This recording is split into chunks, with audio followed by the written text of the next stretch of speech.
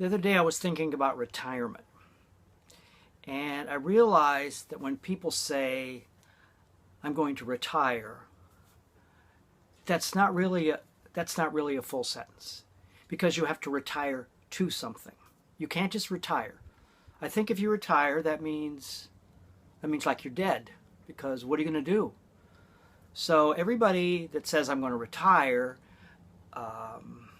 has to retire to something. And now a lot of people are lucky because they have hobbies, and they can, they like to play golf, so they can play golf, or they like to hike or mountain bike, or take pictures or write or whatever. They have a hobby. They can retire to that. And like I was talking to some people in an RV park today, a couple, and they both retired and they're about 50. So, but they own this RV park, and they work the RV park. They work hard. And I said to the guy, I said, well, you really didn't retire, did you?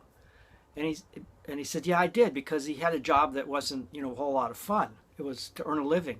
So now he said, I really like what I do. So when I started out full-timing about half a year ago, I thought about what I thought, well, I'm of the age where I should retire.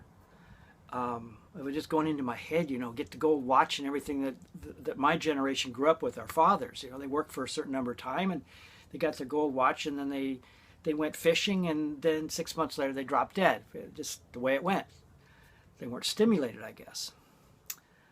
Well, when I started thinking about myself and going full time, and I thought, well, I'm not going to have my office. I'm not going to have all but these people around, and I better slow down. And I do a newsletter, so maybe I shouldn't do the newsletter anymore. Just go out and then I kept thinking about it. Well, how many times can I go fishing?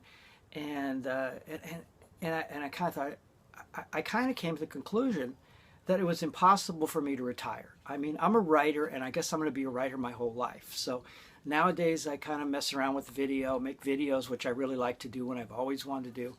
And what's really amazing is that the days seem to go faster than ever. I fill up my time, and I think that's part of it too. When you retire, is then you have all this time. So, I mean, I suppose some people just sit in front of the TV all day, and you can do that. But just that didn't seem too exciting to me. And anyway, so here I am, and I have got like 10 stories to write right now. I mean, today, for example, I went to this RV park.